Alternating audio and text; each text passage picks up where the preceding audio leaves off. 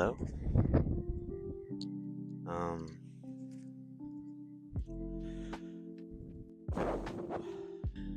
so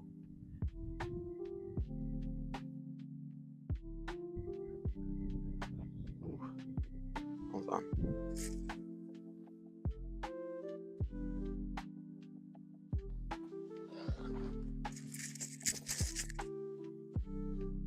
Okay.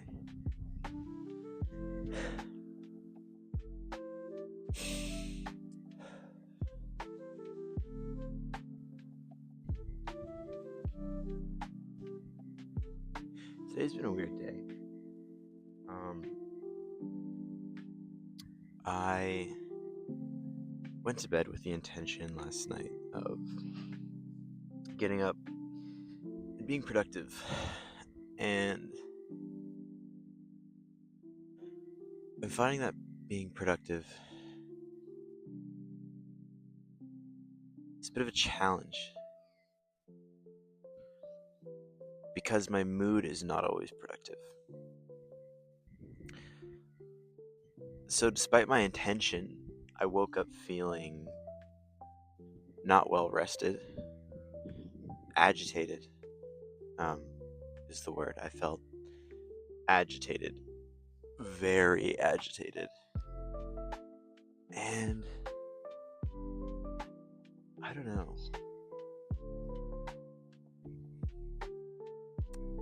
It was hard.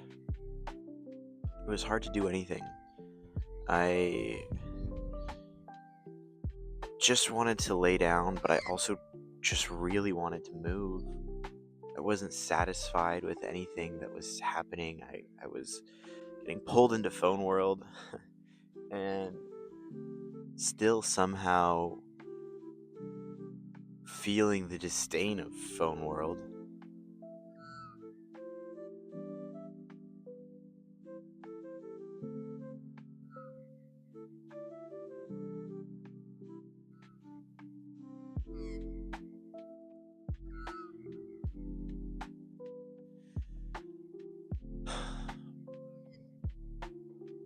And I didn't do much. As you can see now, the sun is setting. It's getting dark. And time is marching on as it always seems to do. You guys ever feel stuck? Like you're on the precipice of something? Like you're on the precipice of just some sort of breakthrough where you can feel, it's like you can taste that something good is there and possible, but you don't know what it is, and so you're kind of just like moving around blind. It's like being in the darkness, but knowing that, like, it's like you're in a dark room, but knowing that somewhere in this pitch black room there's a sandwich and you're ridiculously hungry, but you can't see or smell the sandwich, but you know that it's in there, and you're just like fumbling around and you're turning around day after day. You're waking up, you're looking around this room, and you can't find the sandwich, but you just know that it's there. Deep in the magnetic fields of my brain, I can feel the sandwich is present, but I don't know how to orient myself to it. Or if I do, I don't have the trust in myself to do so.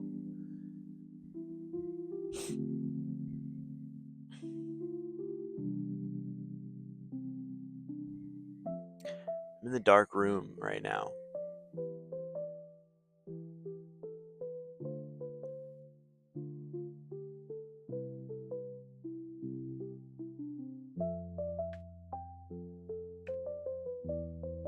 Every day,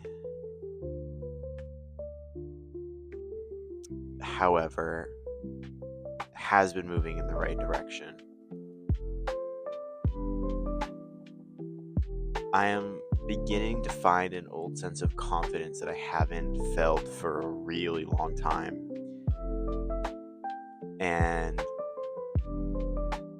I can feel myself changing slowly for the better.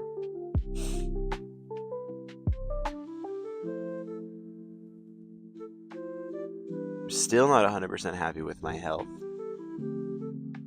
but mentally, things are getting better.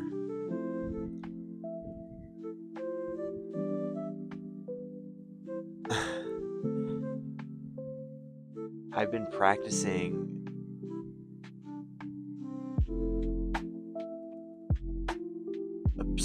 it's beyond non-attachment to my thoughts. It's borderline ignorance of my thoughts, but that's just not the right word.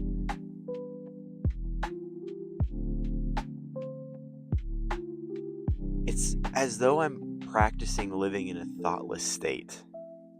And that's not obviously entirely true. I'm still thinking about, movements and decisions, but I'm thinking about things as they're happening. It's like riding a bike, it's like as the obstacle appears, you make an adjustment. That's the kind of thinking that I'm still doing. But I'm not just thinking for the sake of thinking anymore. Like, I'm not just in my head, or I'm practicing that, rather. I'm definitely not living it entirely truthfully yet, but I'm practicing it. And it's especially easy when the thoughts are causing negative emotions, right? If the thoughts are making me feel anxious or tired or afraid or depressed, it's entirely a lot easier to just be like, oh, no thinky, like, don't need to think, what am I doing? And then it just goes away. And I've also noticed that even when certain feelings appear without thought, I can just be like,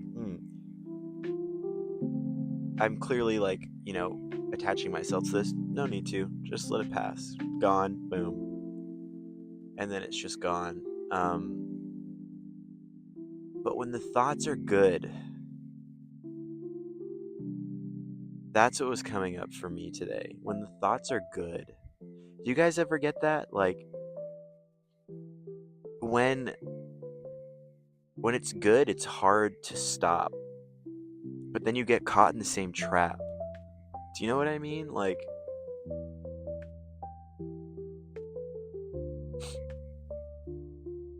listen. Like, okay. When the thoughts are good, you just live in your little thought world, and that's what was happening today. I was just living in phone world, and I was having my content little time on the couch. But there was something in me that just wanted to escape, like a butterfly trying to crack out of a cocoon, but it just does not have the will yet. But it's trying. It's trying. And today was like that. And it was like, there were so many little things that like don't cause me joy, but cause me pleasure, And I was like stuck in them. I was addicted to them. Like, I just wanted to be in them constantly. And I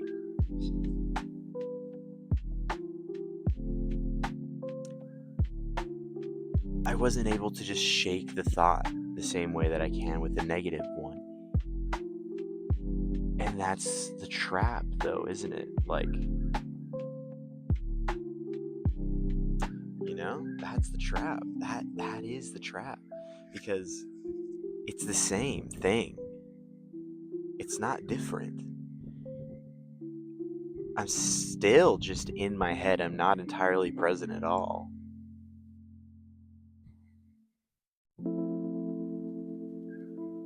Like, at all. Way too much thinking.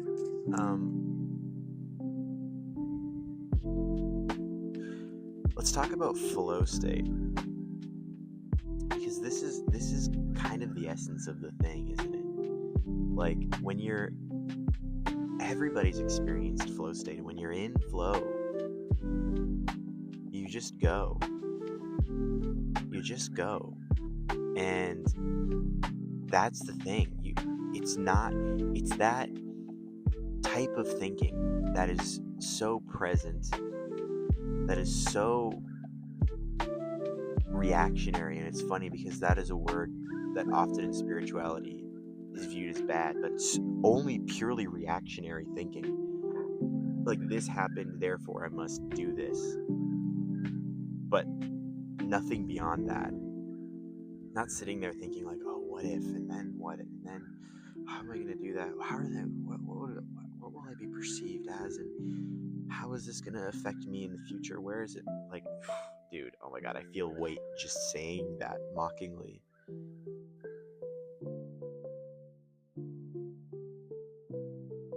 Flow state is a good example of it, because you are bypassing the trauma, the pain, and everything that's stored in there. And I've noticed that stuff is still there. It's not gone away yet to any means, but it's less influential, for sure.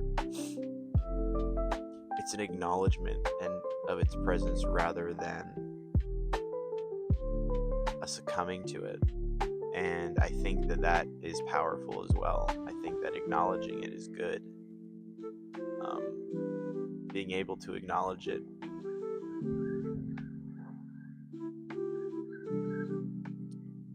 but not be controlled by it. I had a friend tell me once, Devin, if you ever watch this, thank you, this was good advice.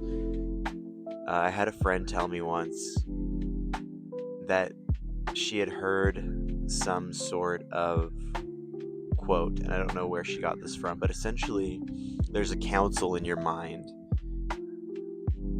and often we are not the leaders of our own council.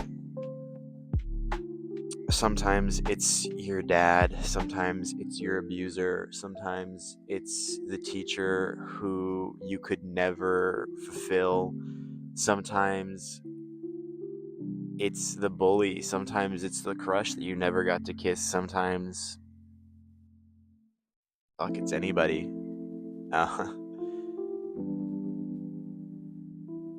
But what we need to realize is that we might not perceive that we're in control of this council,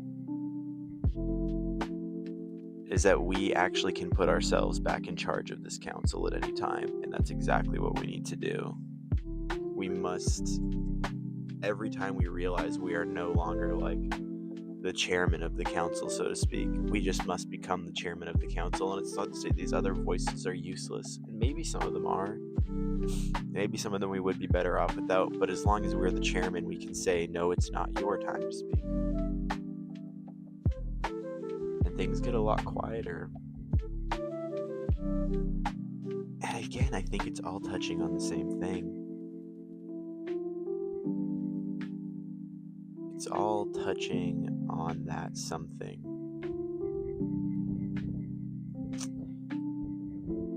It's all touching on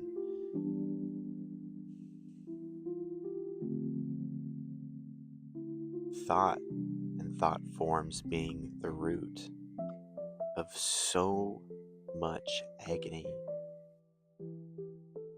Like, even there, I can think of it and be like, oh, thought's so evil. But that's thought, and that's another trap. That's another problem right there. Again, too much thinking.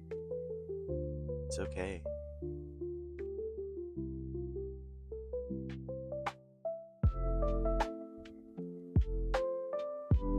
It's okay to stop thinking.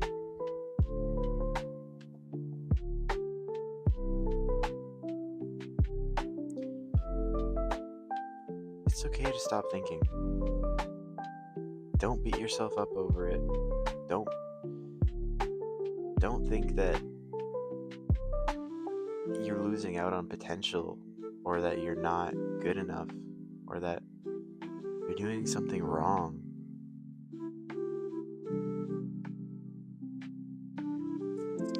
I'm sure every Zen master would say the same thing to you, that it's okay to just be. And you don't need to do anything else. And this message is just as much for me as it is for you guys too.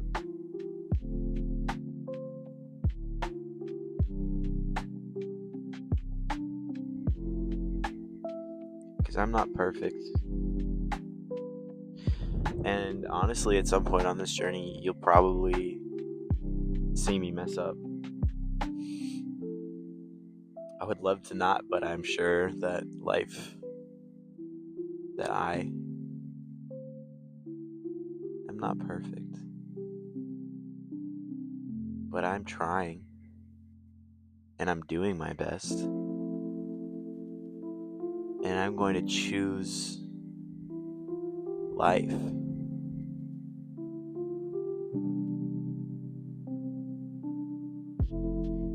I'm rewatching Eni's Lobby arc of One Piece right now, and it's like, you know, when Robin gets taken in by CP9 and she's willing to sacrifice herself because deep down she wants to die because life has been hard for her and dark and meaningless. And although most of her life has been spent feeling that way,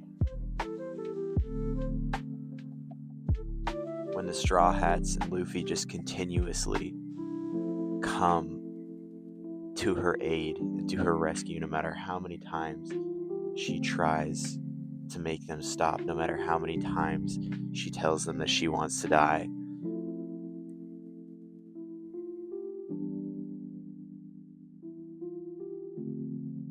eventually they wear her down. They show up enough to the point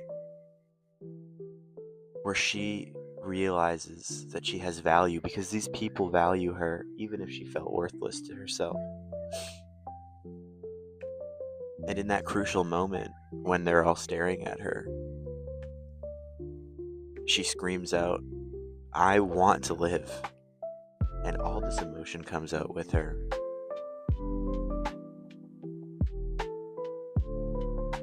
And everything that she's been holding on to comes out, and she's bawling her eyes out.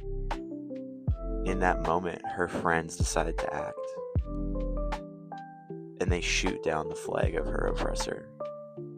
And she's liberated. The important message in that story is that she always had value. Her perception of her value had no effect on her inherent value. And even her friends perceiving her having value had no effect on her inherent value. She always had value.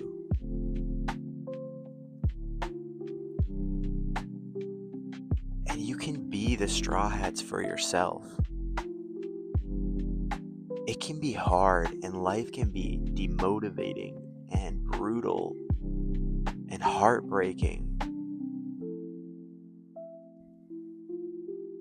But show up for yourself. Keep showing up for yourself, if for nothing else. Just to be the one to stand there and burn down the flag and say, "Listen, I will be there for you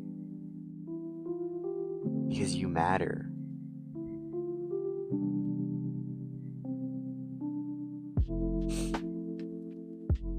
It doesn't matter if you're not perfect.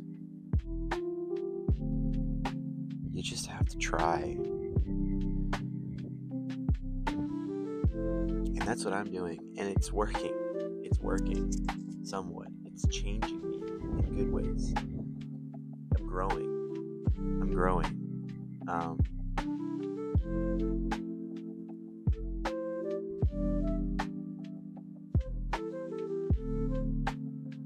Be there for yourself. Be your own Luffy. If you feel sad as fuck, just scream out Mugiwara and just know what you're doing for yourself and smile a little bit. And just keep trying. And don't let your thoughts get in the way. It's okay to not think. Don't think about not thinking. that's the same trap. Whenever you feel your thoughts are affecting you, it doesn't matter how extreme they are, even if they are violent and loud and you don't like it, and you want to change it. Too much thinking. Boom. Just be a kid. Oh, I don't like this. Next thing. Okay. Oh, block. Oh, beautiful. Trees. Nice. Wonder what it tastes like. Lick. Smells good. I might keep doing that. Oh, wow, a bird. I'm gonna chase it. The bird? What is the bird? Why is this bird here? Blah, blah, blah. No, they don't do that. Just be as a kid. Okay? Kids aren't worried about what they think about. They're not thinking about their thinking. Not unless they've experienced trauma. And it's okay to not think. Just remember that. Feeling overwhelmed. Too much thinking. Okay, perfect. Moving on.